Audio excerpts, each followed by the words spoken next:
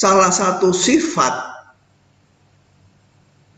yang akan kita bicarakan di dalam bagian berikutnya adalah sifat yang bentuknya relasi dengan unsur lain di dalam semesta wacananya, ya. Contoh. Nah, kalau tadi sifatnya berbunyi mempunyai telepon genggam, ya. Tadi contohnya Rudi mempunyai telepon genggam, ya. Artinya subjeknya Rudi, predikatnya adalah sifat mempunyai telepon genggam, ya.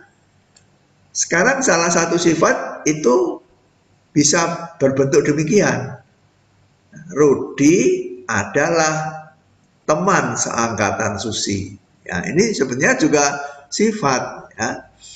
Tapi sifat itu khusus, ya, berupa suatu hubungan, relasi antara Rudi dengan anggota lain dari semesta wacananya, ya. Jadi tidak hanya sifat yang berkaitan dengan Rudi, tetapi sifat yang mengkaitkan Rudi dengan elemen lain di dalam semestanya, yaitu Susi, ya. Rudi adalah teman seangkatan Susi, ya. Vektor U tegak lurus vektor V, ya. Jadi sifat dari subjek vektor U ini adalah suatu hubungan tertentu dengan vektor lainnya, yaitu hubungan tegak lurus, ya. Dua. Kalau hanya sifat, misalnya 2 adalah bilangan bulat, ya.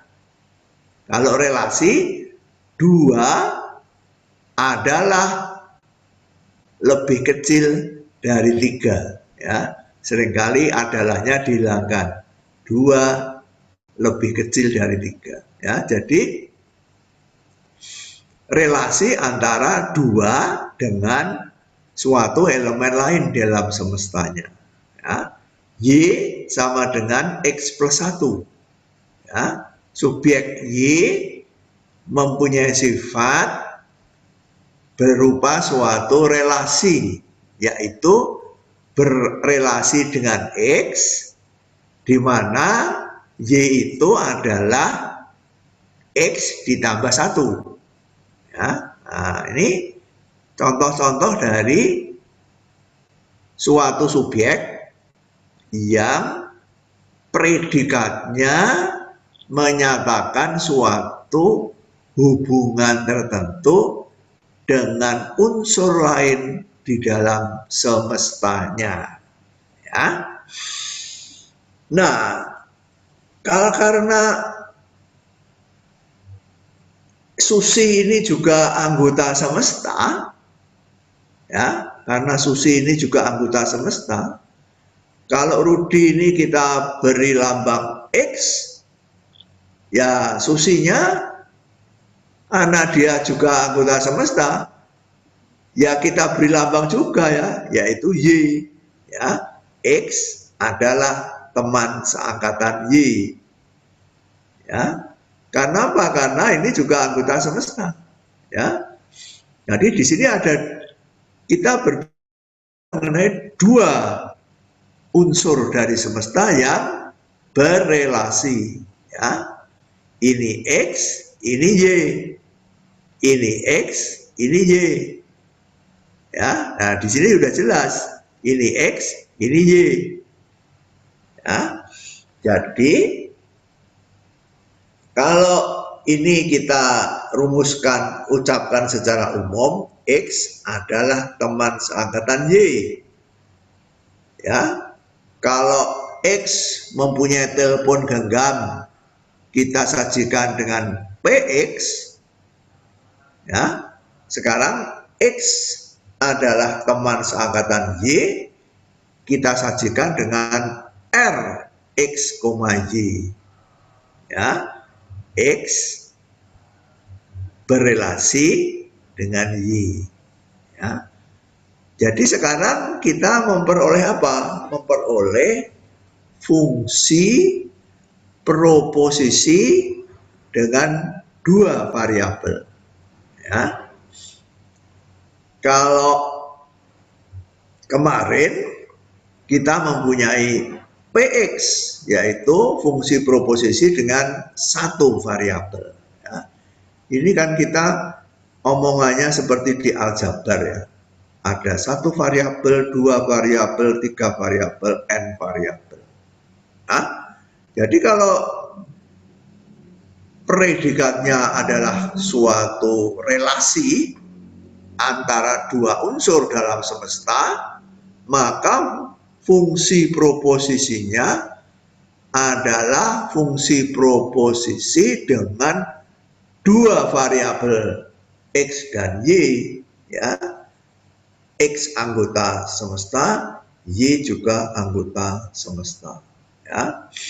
Nah, seperti kemarin, kalau X mempunyai telepon genggam, X-nya kita ganti dengan anggota semesta, X kita ganti dengan Rudi, menjadi Rudi mempunyai telepon genggam. Ya. Nah, kalau di sini X dan Y kita ganti dengan elemen tertentu dalam semestanya, X kita ganti dengan Rudi, Y kita ganti dengan Susi, kita memperoleh R, Rudi, Susi. Ya. Ini lambang matematika. Kalau dibaca dengan kalimat biasa, Rudi adalah teman seangkatan Susi, di mana R adalah relasi teman seangkatan. Ya. X juga bisa diganti Ida, Y bisa diganti Ferry, dan seterusnya. Ya. Jadi kalau Rx, Y adalah fungsi proposisi, kalau X dan Y kita ganti dengan elemen tertentu dalam semesta, hasilnya adalah proposisi yang mempunyai nilai kebenaran. Ya. Rudi adalah teman seangkatan Susi. Kalau betul-betul Rudi teman seangkatan Susi, maka nilainya benar. Ya, kalau Rudi bukan teman seangkatan Susi, nilainya salah. Ya. Jadi ini sudah, kalau diganti dengan elemen tertentu dalam semesta menjadi proposisi, ya, karena itu ini disebut fungsi proposisi. Ya. Nah, kemarin sudah kita lihat ya bahwa mengubah fungsi proposisi menjadi proposisi itu ada dua cara, yaitu substitusi dan kuantifikasi. Ya. Jadi kalau mau saya tulis, ya,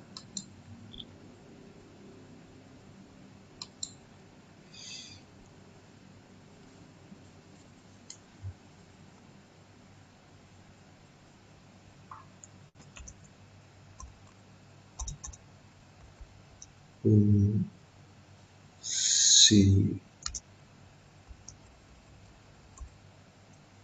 proposisi.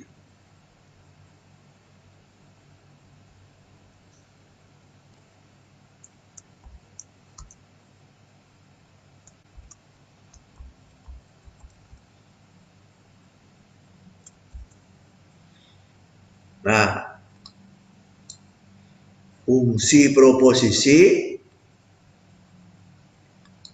fungsi proposisi itu seperti ini, ya. Px atau Rx, Y atau Rx, Y, Z dan seterusnya. Ya. Ini fungsi proposisi kalau di SMA disebut kalimat terbuka, ya, memuat variabel, tidak mempunyai nilai kebenaran, ya. Kalau ini proposisi adalah kalimat yang tertutup. Karena apa tertutup? Nilai kebenarannya sudah tertentu, ya. Bisa benar, bisa salah, ya. Nah, tadi sudah kita lihat cara pertama adalah substitusi, ya. Cara kedua adalah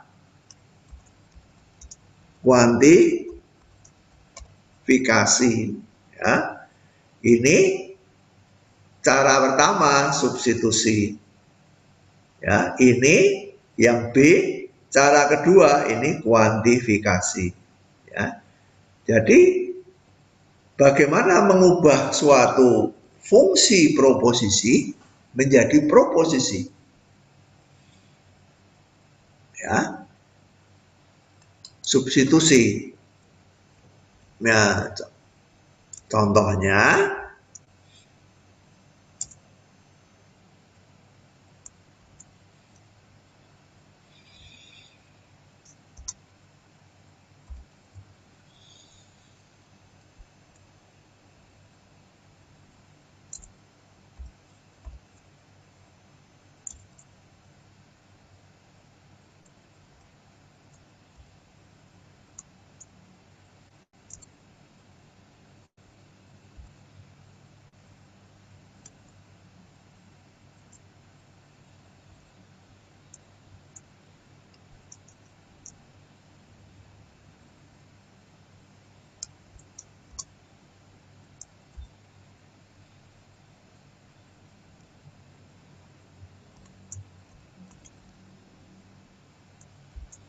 PX menjadi P Rudi, ya.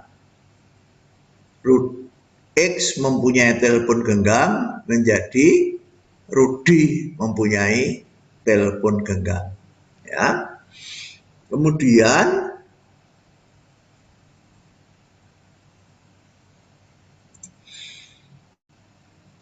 kalau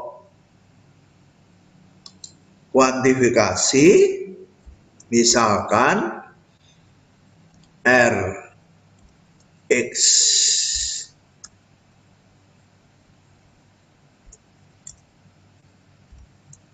koma Y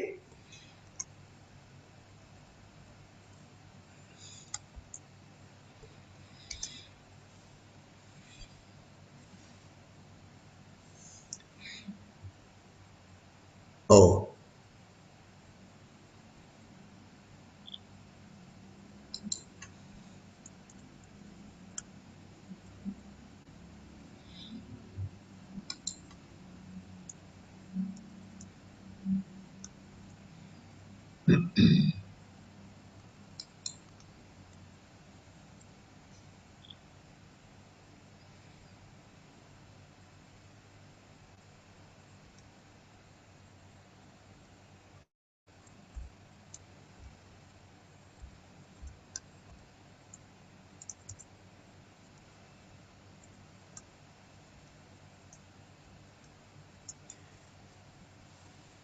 ya, ini E-nya ditulis E terbalik, ya. Nah, PX adalah fungsi proposisi, ya. Kalau mau diubah menjadi proposisi, X-nya kita ganti dengan elemen tertentu dari semesta, yaitu misalnya Rudi, ya. Ini namanya substitusi. X-nya disubstitusi dengan elemen tertentu. X itu tidak tertentu, Rudi itu tertentu. Ya. Kuantifikasi X-nya itu tidak disubstitusi dengan elemen tertentu, tetapi X-nya diberi suatu kuantitas tertentu. Ya. Ada dua macam, kuantitas umum, universal, yaitu semua, atau kuantitas khusus, yaitu sekurang-kurangnya satu, istilahnya ada. Ya, seperti ini. Ada X, sedemikian sehingga X bersifat P. Ini proposisi ya, karena mempunyai nilai ini ya, mempunyai nilai. Kalau misalnya X mempunyai telepon genggam, tidak mempunyai nilai kebenaran, ya. Tapi kalau ada yang mempunyai telepon genggam, itu mempunyai nilai kebenaran, ya. Mempunyai nilai kebenaran, bisa benar, bisa salah. Kalau kuantornya universal, semua X, kalau X-nya mahasiswa, semua mahasiswa mempunyai telepon genggam, mempunyai nilai kebenaran, ya. Jadi proposisi, ya. Jadi PX dapat, fungsi proposisi PX dapat diubah menjadi proposisi dengan dua cara. Ya, dengan cara substitusi atau dengan cara kuantifikasi. Ya. Substitusi itu mengganti, mensubstitusi, perubah variabel proposisi, variabel dari anggota semesta dengan anggota semesta tertentu, itu namanya substitusi. Atau cara kedua adalah dengan memberikan kuantifikasi kepada variabel-variabelnya, ya. Kuantifikasi kepada variabel-variabelnya. Bisa kuantifikasi universal, bisa kuantifikasi eksistensial, ya. Nah, kalau variabelnya hanya satu, maka dengan cara kuantifikasi ada dua kemungkinan, ya. Ada dua kemungkinan, ya.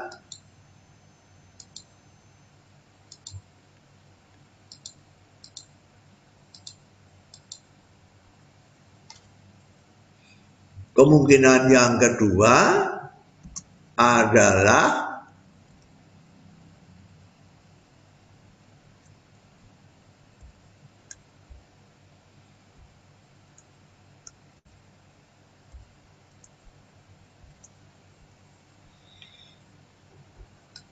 ini terbalik ya, di keyboard tidak ada. Jadi sementara saya tulis begini ya. Jadi kalau variabelnya hanya satu,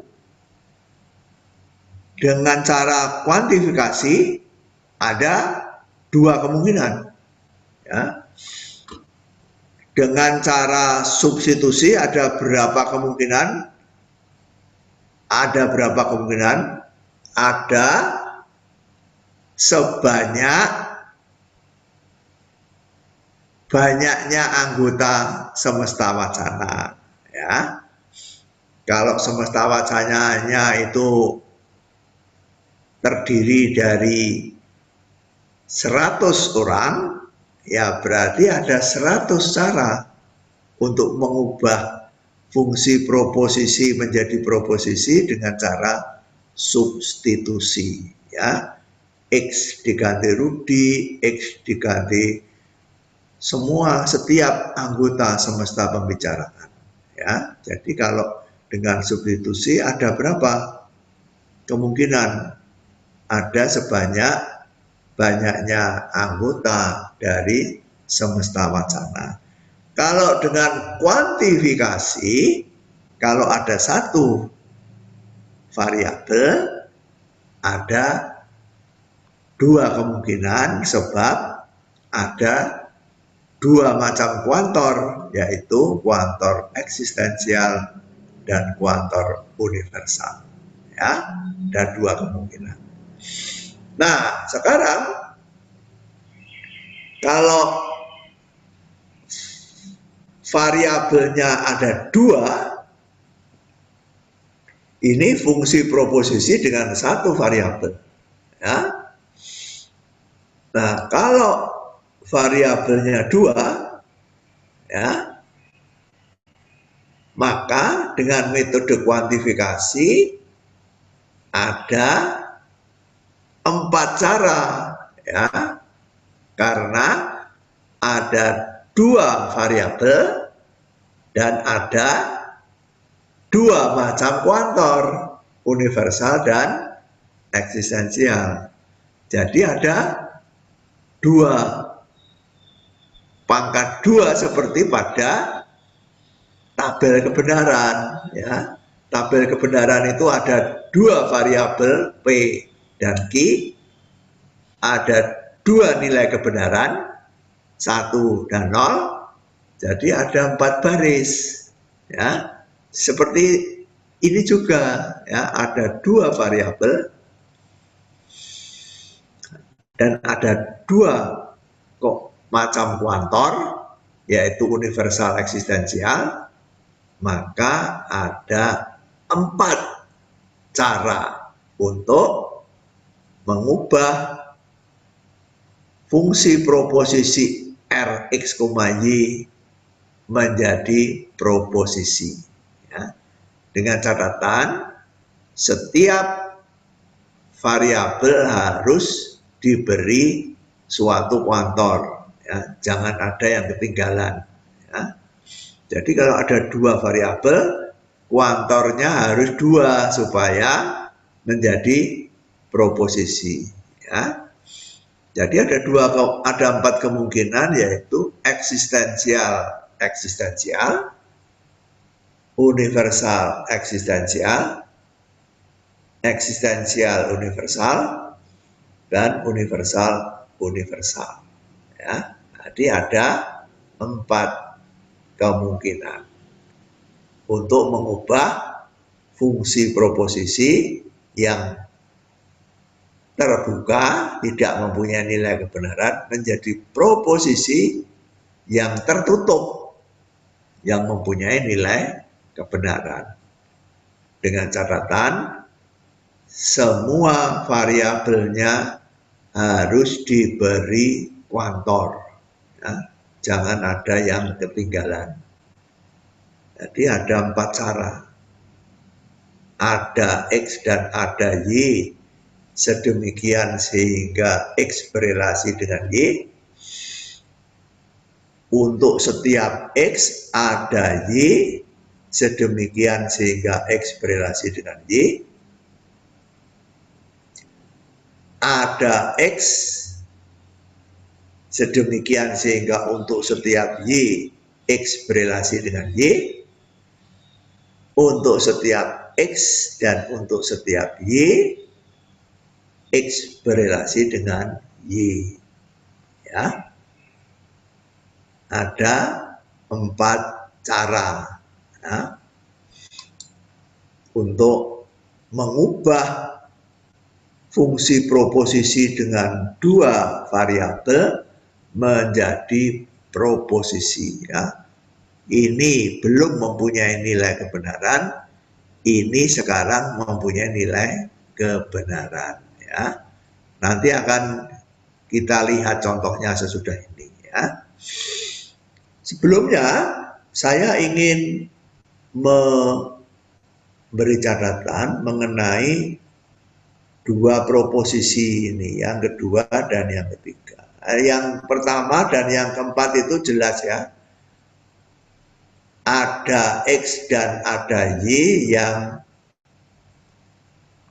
berelasi R. Semua X dan semua Y berelasi R. Ya, ini jelas. Tapi ini universal di depan, eksistensial di belakang, eksistensial di depan, universal di belakang. Ini mempunyai makna semantik yang sangat berbeda. Ya. Jadi dengan mengubah tempat universal dan eksistensial, kalau urutannya dirubah, maknanya itu berubah atau berbeda sekali, ya, berubah atau berbeda sekali. Ya. Dan oleh karena itu maka untuk mengingat-ingat kita beri nama, ya, untuk mengingat-ingat kita beri nama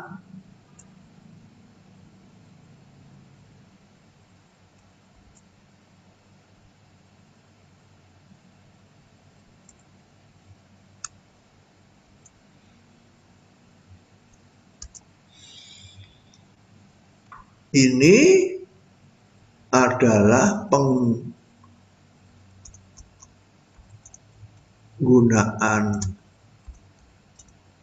kuantor universal secara distributif, ya.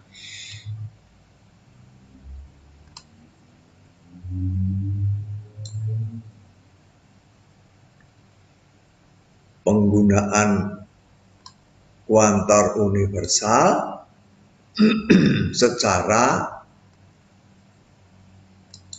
distributif, ya.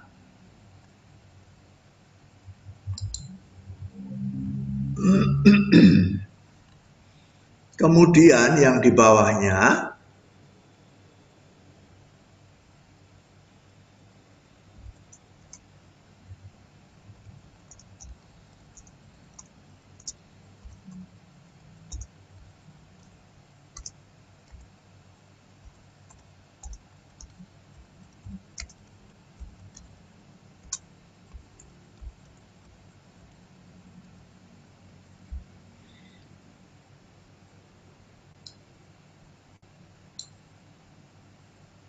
penggunaan kuantor universal secara kolektif, ya.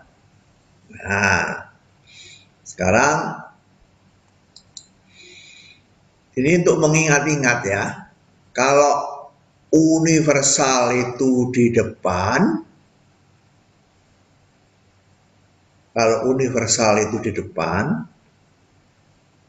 itu artinya universal itu digunakan secara distributif, ya. Kalau universalnya di belakang, di depannya eksistensial, universal itu digunakan secara kolektif, ya. Distributif artinya apa? Distributif itu artinya dibagikan, ya. Distribusi, dibagikan untuk masing-masing anggota semesta, ya. Kalau kolektif itu artinya apa? Kolektif itu artinya bersama-sama, ya.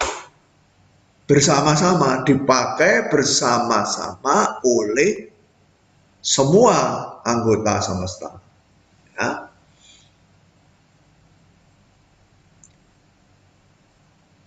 Nah, kalau digunakan secara distributif itu untuk memudahkan mengingat-ingat,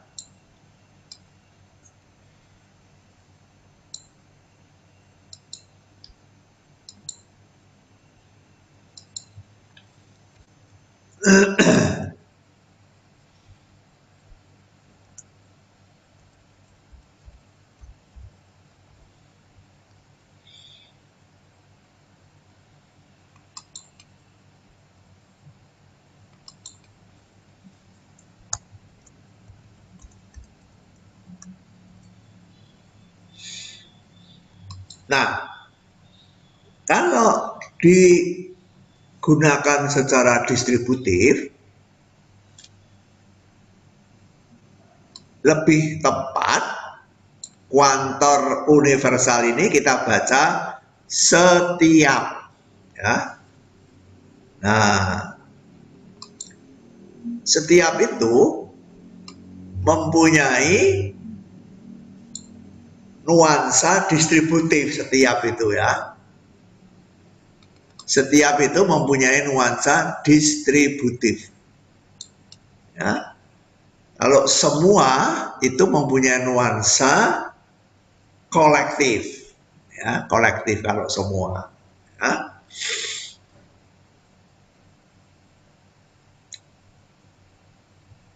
Saya beri contoh untuk mudahnya, ya, apa yang disebut distributif dan apa yang disebut kolektif, ya.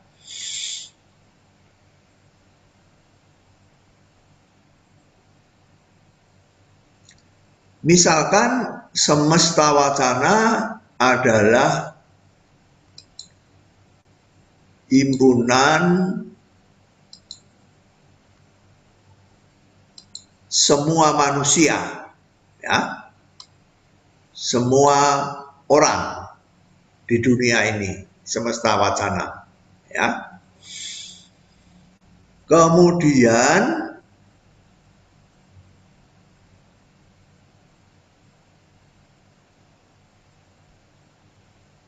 relasi R ini misalkan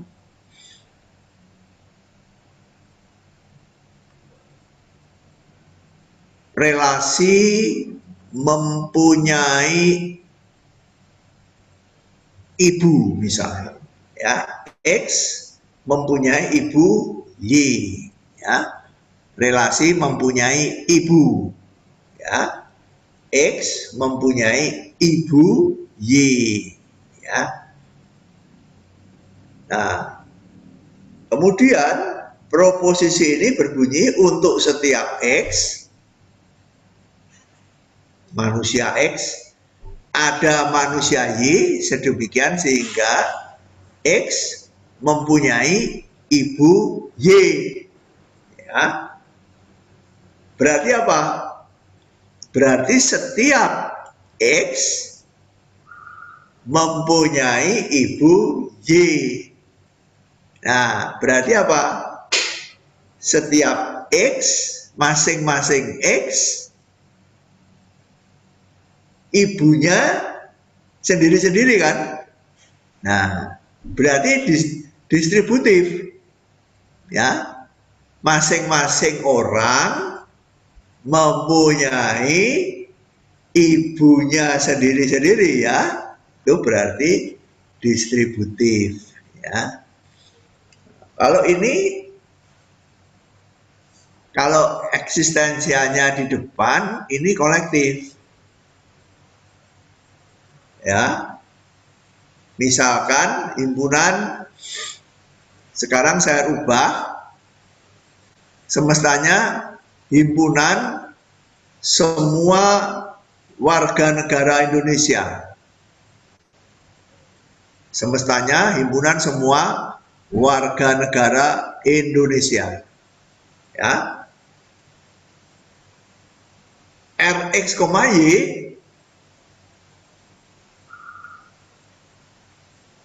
misalkan RX, Y adalah X adalah presiden dari Y, ya. X adalah presiden dari Y. Ada X, seorang warga negara Indonesia, sedemikian sehingga untuk semua Y, ya, semua warga negara Indonesia, X adalah presidennya Y, ya. Nah ini kolektif ya, artinya apa? Ada seorang warga negara yang berelasi merupakan presiden dari semua ya warga negara Indonesia. Ya. Jadi beda sekali kan?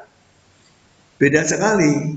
Ya. Kalau ini ada satu, sekurang-kurangnya satu anggota semesta yang berelasi dengan semua di sini ya. Berelasi dengan semua. Nah, kalau di sini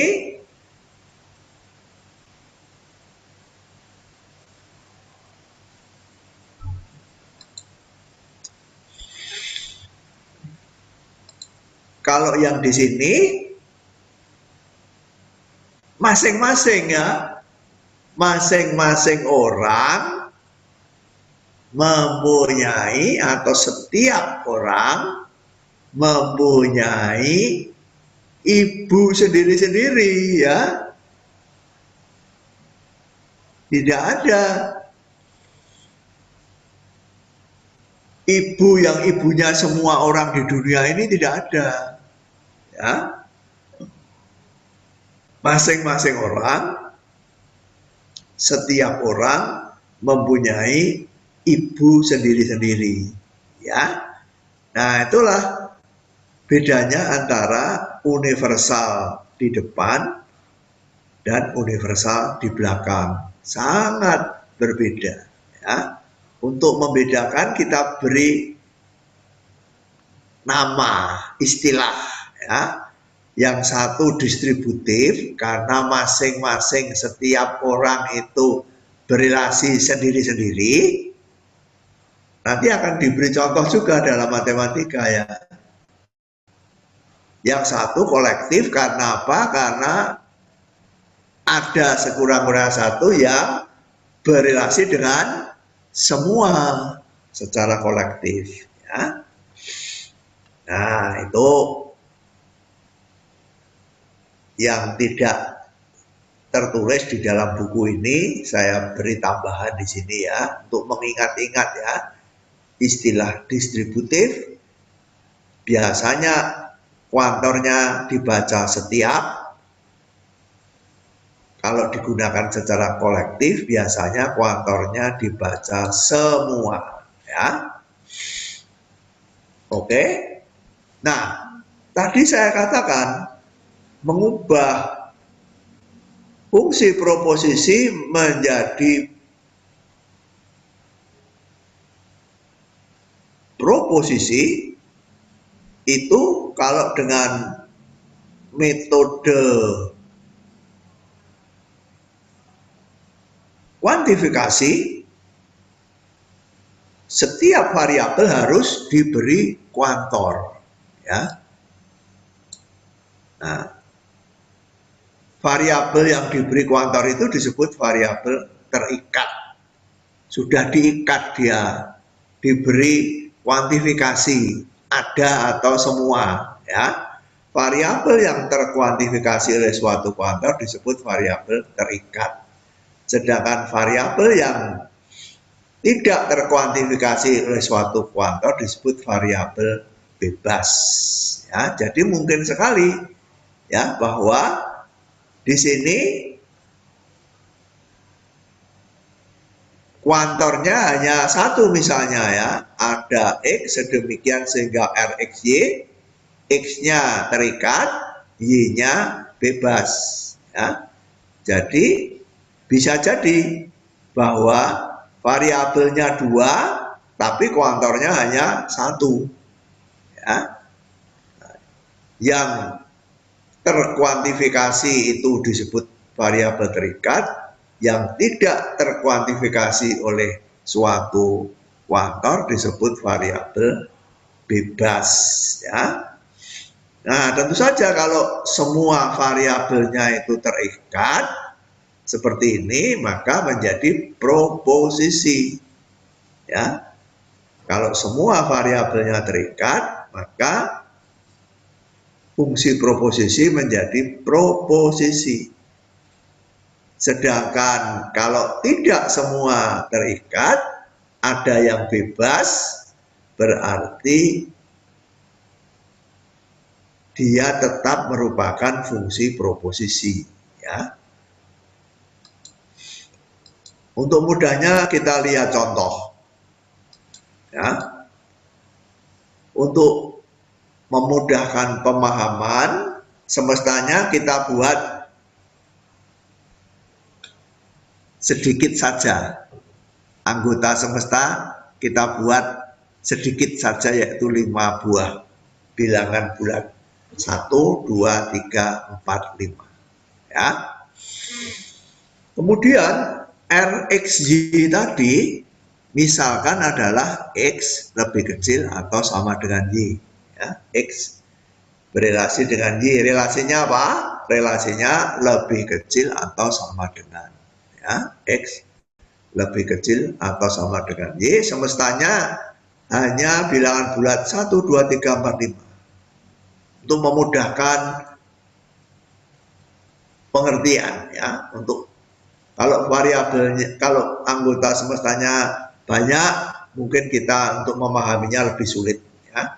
Kalau anggotanya sedikit, itu kita lebih mudah untuk memahaminya, ya. Oke, sekarang dengan cara substitusi, ya. Dengan cara substitusi X dan Y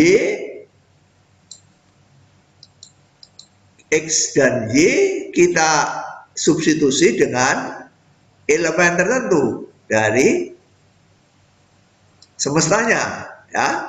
X kita ganti 1, Y kita ganti 2, menjadi proposisi kan, bernilai benar. X kita ganti 3, Y kita ganti 2, menjadi proposisi, bernilai salah, ya, dan seterusnya. Setiap kali semua variabel disubstitusi dengan konstan, konstan itu artinya elemen tertentu dari semestanya, maka fungsi proposisi X lebih kecil sama dengan Y menjadi proposisi, ya, bisa bernilai benar, bisa bernilai salah, ya. Sekarang dengan kuantifikasi, ya, dengan cara kedua yaitu kuantifikasi. Ada 4 cara, dua-duanya eksistensial, lalu universal eksistensial, eksistensial universal, dua-duanya universal, ya. Sekarang menjadi proposisi karena semua variabelnya terikat ini, ya.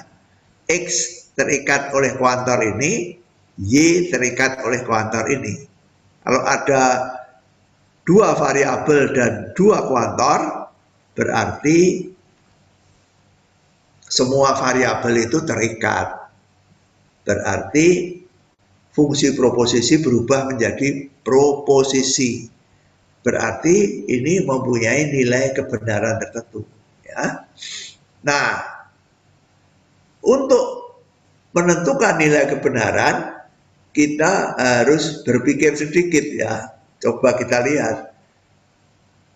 Ada X dan ada Y, sedemikian sehingga X lebih kecil sama dengan Y, ya. Nah, dengan catatan, dalam logika, ada itu berarti apa? Ada berarti apa? Siapa? Ada berarti apa? Kok tidak ada yang menjawab? Sekurang-kurangnya satu. Sekurang-kurangnya 1, ya. Ada X dan ada Y, X lebih kecil sama dengan Y, ada apa tidak? Ada. Kalau ada itu kamu harus bisa menyebutkan, ya.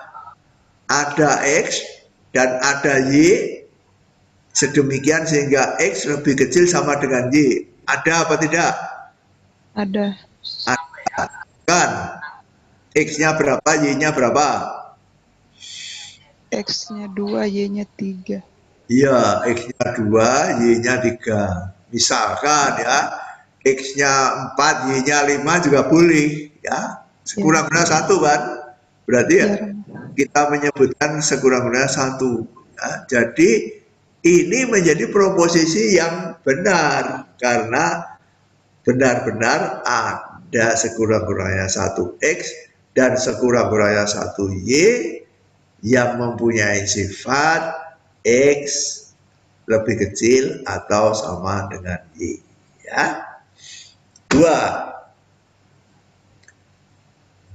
Nah, ingat tadi yang kedua ini adalah distributif setiap, yang ketiga ini adalah kolektif semua. Ya. Untuk setiap X ada Y, ya, sedemikian sehingga X lebih kecil sama dengan Y. Distributif ya, jadi masing-masing X berrelasi dengan suatu Y, ya. Setiap X berrelasi dengan suatu Y sendiri-sendiri ya. Nah, untuk setiap X ada Y sedemikian sehingga X lebih kecil sama dengan Y. Ya.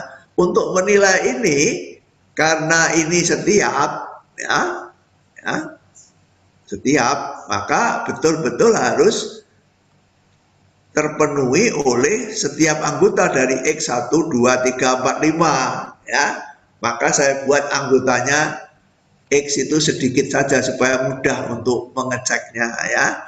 Kalau X sama dengan 1, ada enggak Y sedemikian sehingga 1 lebih kecil sama dengan Y? Ada. Sekurangnya 1, yaitu misalnya 2. Ya. Kalau Y sama dengan 2, kalau X sama dengan 2, ada Y apa tidak? Ada. Ada, yaitu Y sama dengan 3 ya. Kalau X sama dengan 3, Y sama dengan 4. Kalau X sama dengan 4, Y sama dengan 5. Kalau X sama dengan 5, apakah ada Y sedemikian sehingga X lebih kecil atau sama dengan Y? Ada atau tidak? Ada, yaitu 5 sendiri ya, karena boleh lebih kecil, boleh sama dengan ya. Jadi kalau X sama dengan 5, ada Y apa tidak? Ada, yaitu 5. Sedemikian sehingga 5 lebih kecil sama dengan 5. Jadi ini benar ya, karena untuk setiap X 1, 2, 3, 4, 5 selalu benar. Ya. Itu distributif ya. Jadi masing-masing ada relasi dengan sendiri-sendiri ya, masing-masing. Setiap elemen berrelasi sendiri-sendiri ya. Sekarang kolektif. Ada X sedemikian sehingga untuk semua Y, X lebih kecil sama dengan Y. Kolektif ya. Berarti apa? Ada X yang lebih kecil atau sama dengan semua. Ya, semua ini. Ya, kolektif ya. Ada X yang mempunyai sifat lebih kecil atau sama dengan semua Y. Lebih kecil atau sama. Ya. Ada tidak? Apakah ada X yang lebih kecil atau sama dengan semua elemen semesta? Ada apa tidak? Ada. Yaitu 1 ya. 1 lebih kecil sama dengan 1. 1 lebih kecil sama dengan 2, 1 lebih kecil atau sama dengan 3, 4, 5. Ya. Jadi 1 lebih kecil atau sama dengan semua anggota semesta. Jadi ini benar. Ya, tapi maknanya berbeda sekali ya. Kalau di sini ini distributif, masing-masing X itu mempunyai Y.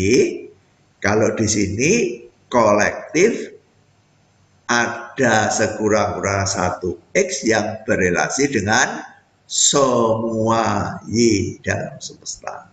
Benar ya. Yang terakhir, untuk setiap X dan untuk setiap Y, X lebih kecil sama dengan Y. Salah, sebab apa? Setiap X dan setiap Y ini ya, setiap kamu mengambil X dan kamu mengambil Y, X lebih kecil sama dengan Y. Nah, salah. Ya, kalau X-nya kamu ambil 3, Y-nya kamu ambil 2, 3 lebih kecil sama dengan 2, salah. Ya. Tidak berlaku untuk setiap kan? Setiap X dan setiap Y ini ya. Nah, jadi kalau kita ambil X sama dengan 3, Y-nya sama dengan 1, 3 lebih kecil 1, salah ya. Jadi tidak berlaku untuk setiap X dan setiap Y. Jadi proposisi yang pertama 2, 3 benar, proposisi yang keempat salah. Intinya kalau semua variabel semesta ini kita kuantifikasikan, selalu menjadi proposisi. Selalu menjadi proposisi yang mempunyai nilai kebenaran tertentu. Ya. Oke. Nah, ini yang kemudian berikutnya adalah yang saya katakan tadi ya, kalau semua variabel terikat menjadi proposisi. Kalau tidak semua terikat, artinya ada variabel bebas, maka tetap merupakan fungsi proposisi. Ya. 1 lebih kecil sama dengan 2, itu proposisi. Ya.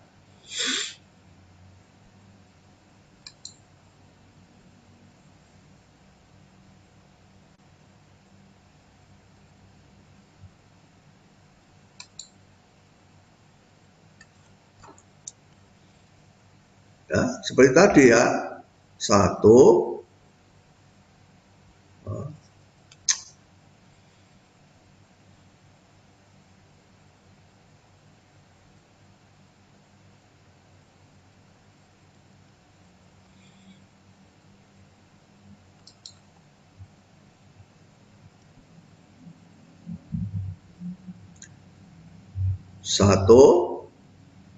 lebih kecil sama dengan 2. Nah, ini proposisi ya. Fungsi proposisi X lebih kecil sama dengan Y, kedua variabelnya kita substitusi dengan elemen tertentu. Ya. 1 lebih kecil sama dengan 2. Kedua variabelnya kita substitusi. Ya. Kalau tidak semua disubstitusi, menjadi 1 lebih kecil sama dengan Y. Y-nya tidak disubstitusi. X lebih kecil sama dengan 2. Ya, X-nya tidak disubstitusi. Ya, jadi ini ada variabel bebas. Ya, jadi tidak semua disubstitusi. Kalau tidak semua disubstitusi, berarti fungsi proposisi tetap merupakan fungsi proposisi. Ya, ini tetap tidak mempunyai nilai kebenaran. Ya. Demikian juga dengan kuantifikasi ya, kalau X lebih kecil sama dengan Y, yang dikuantifikasi hanya variabel X, Y-nya tidak, berarti X variabel terikat, Y variabel bebas, ini adalah fungsi proposisi. Di sini yang dikuantifikasi variabel Y, variabel X-nya bebas.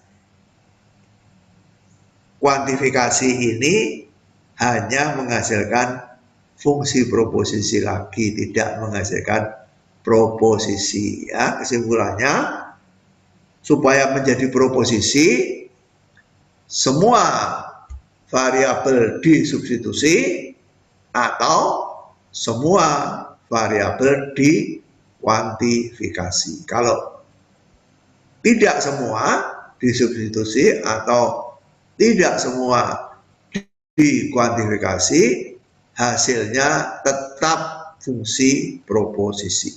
Ya. Kemudian yang terakhir adalah beberapa contoh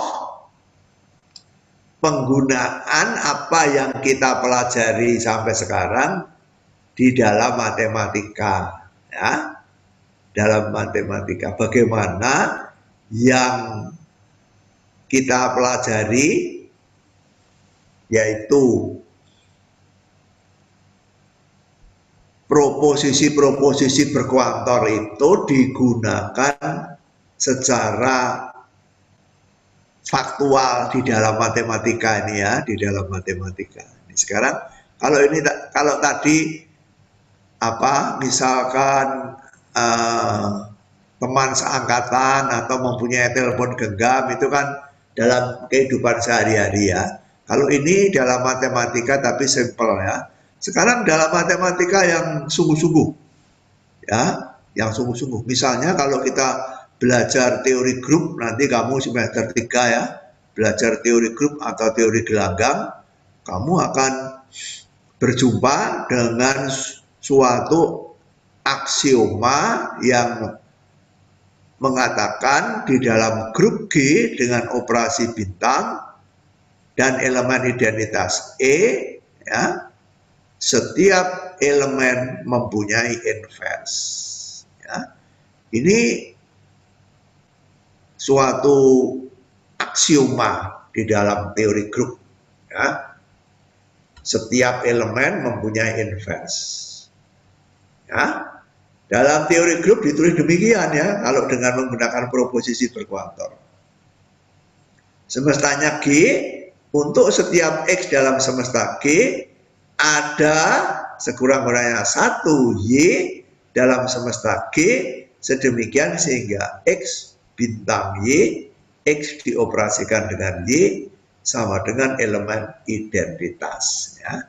Ini kalau kamu sudah belajar teori grup, kamu mengerti ini proposisi ini. Ya. Nanti kalau belum belajar, ya masih bertanya-tanya elemen identitas itu apa, ya nanti. Tapi ini sebagai contoh bahwa apa yang kamu pelajari ini nanti digunakan betul-betul dalam matematika ya. Ini hanya contoh sederhana saja ya, bahwa proposisi berkuantor di sini digunakan di dalam teori grup di sini ya. Sini ada dua variabel, E itu konstan ya, E itu elemen tertentu ya. Ini ada dua variabel, ini ada dua kuantor di sini ya. Ini aksioma dalam teori grup ya.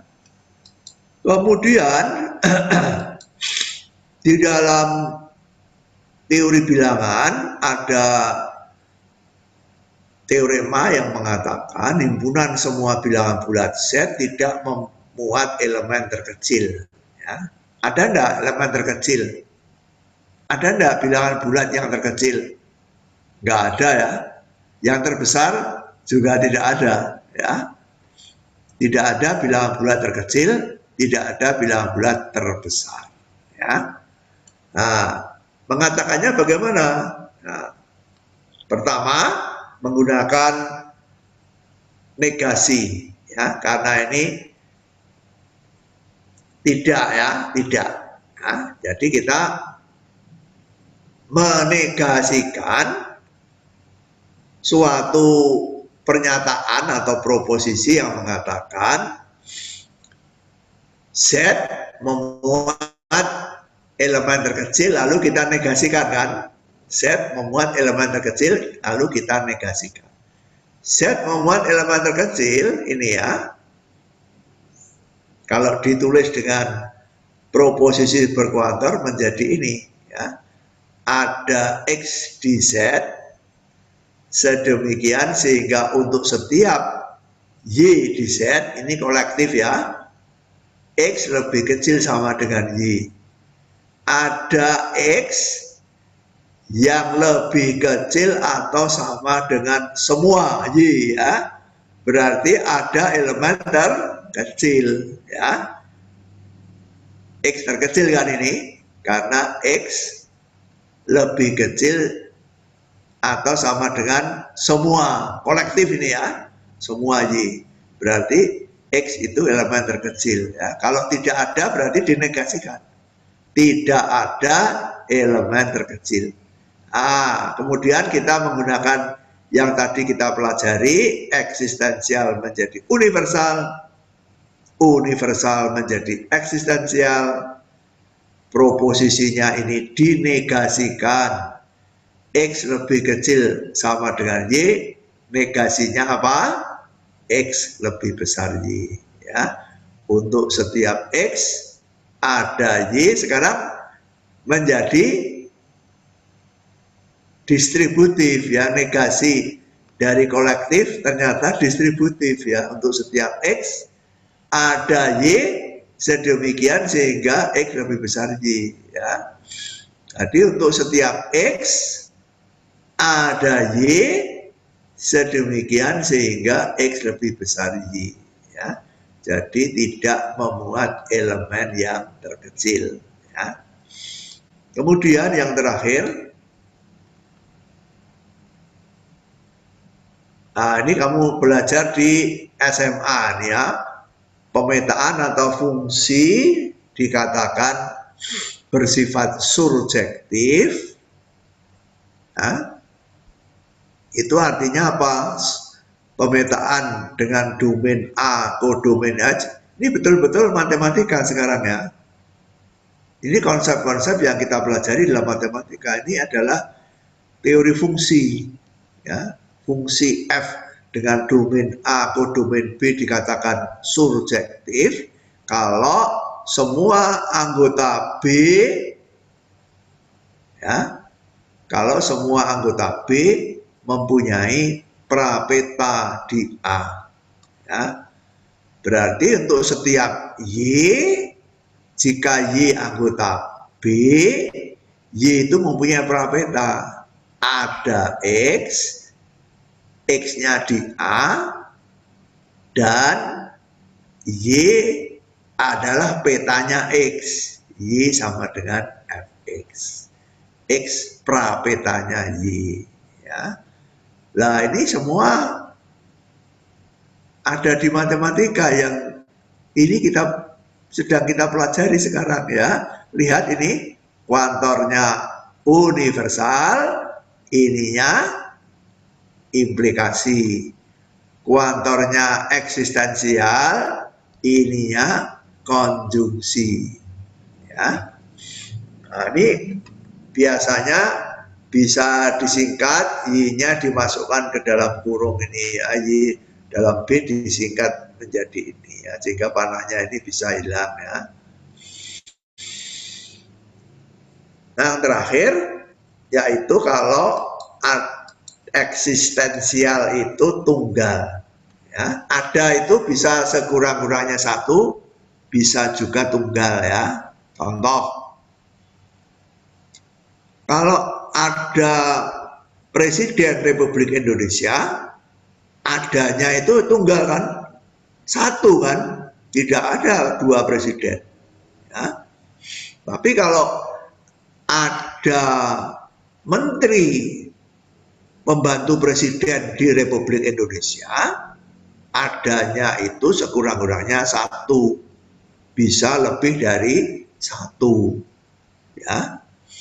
Ada mahasiswa yang menjadi presiden Badan Eksekutif Mahasiswa di Universitas Sanata Dharma, adanya itu tidak hanya sekurang-kurangnya satu, tapi tunggal, hanya ada satu. Ya. Nah, kuantor eksistensial pada umumnya sekurang-kurangnya satu. Ya. Tetapi bisa terjadi bahwa tidak lagi sekurang-kurangnya satu, tetapi tepat satu atau tunggal. Ya. Maka kalau kita mau mengatakan eksistensinya itu tunggal, tepat satu, kita tambahkan tanda seru saja. Ya. Tambahkan tanda seru. Ya. Contohnya dalam teori grup elemen identitas itu tunggal. Ya. Jadi kita menulis ada tepat satu, tidak. Kalau tidak ada tanda seru berarti sekurang-kurangnya satu ya. Kalau ada tanda seru berarti tepat satu. Ada tepat satu E dalam semesta G, sedemikian untuk setiap X berlaku X dioperasikan E dioperasikan dengan X sama dengan X ya. Ini definisi elemen identitas ya.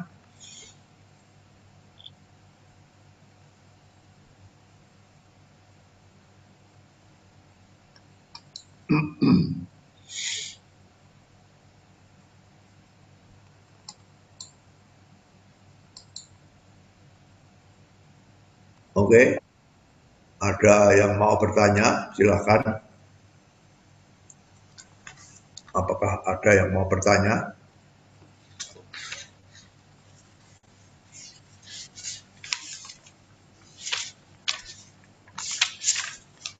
Romo, saya boleh tanya tentang latihan soal nggak? Soal latihan nomor 7. Siapa itu?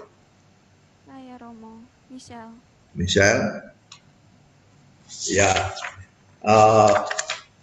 Jadi untuk latihan halaman 62 ya, kamu bisa mengerjakan soal nomor 7, 8, 9, 10 ya. 7, 8, 9, 10 ya. 7 itu sintaktik, 8 dan 9 itu semantik, tentukan nilai kebenaran, dan 10 itu negasi sintaktik ya. Jadi sintaktik itu hanya soal menentukan atau menulis struktur bentuk kalimatnya ya. Kalau semantik itu menentukan nilai kebenarannya ya. Misal mau tanya apa? Untuk nomor 7 F sama H nulisnya gimana ya Romo? Oh ya, besok Jumat. Besok Jumat kita akan mencoba soal, tapi kamu coba dulu di rumah ya. 7, 8, 9, 10 coba di rumah. Besok Jumat akan kita bahas ya. Kalau ada yang belum bisa, besok Jumat akan kita bahas ya. Kemudian Senin tanggal 12 jam 9 kita ujian tengah semester ya. UTS ya. UTS itu dimulai jam 9 ya.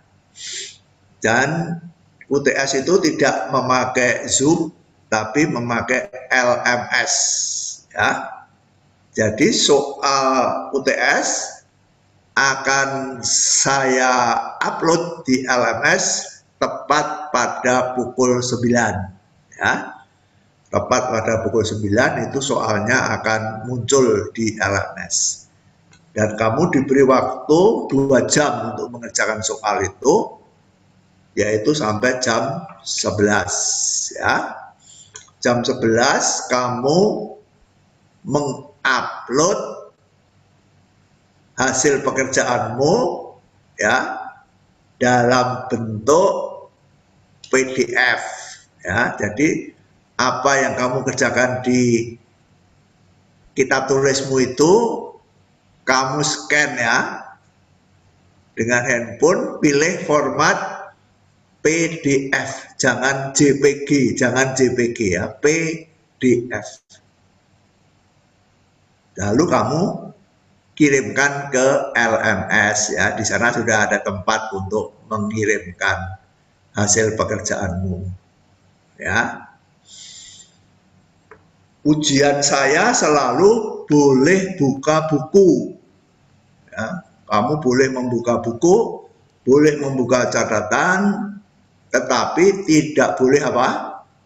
Bekerja sama ya.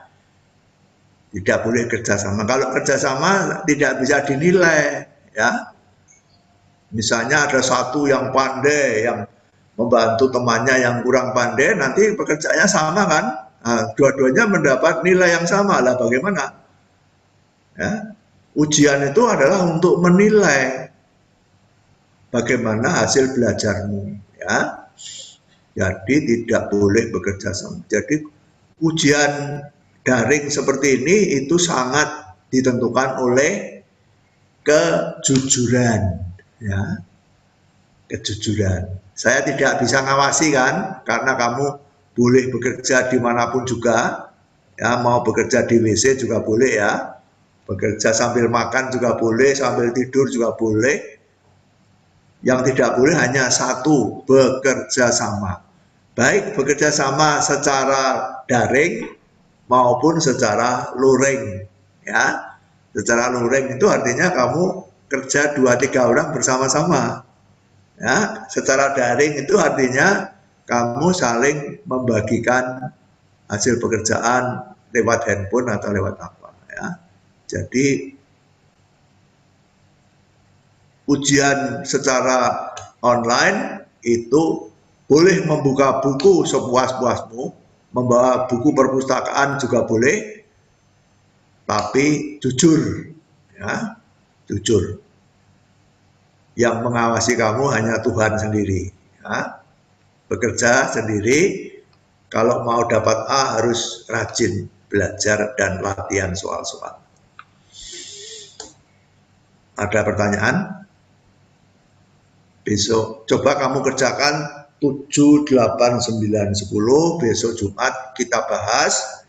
Lalu bahan UTS itu sampai dengan proposisi berkuantor.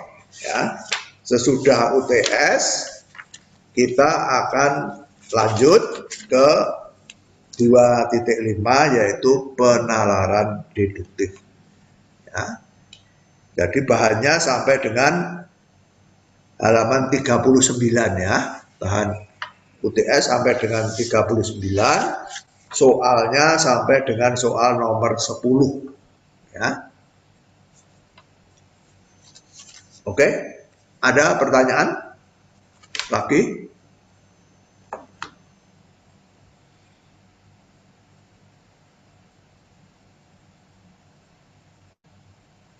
Cukup? Ya, oke. Terima kasih. Sampai ketemu lagi besok Jumat. Terima kasih Romo. Baik Romo, terima kasih Romo. Terima kasih semuanya. Terima kasih Romo. Terima kasih.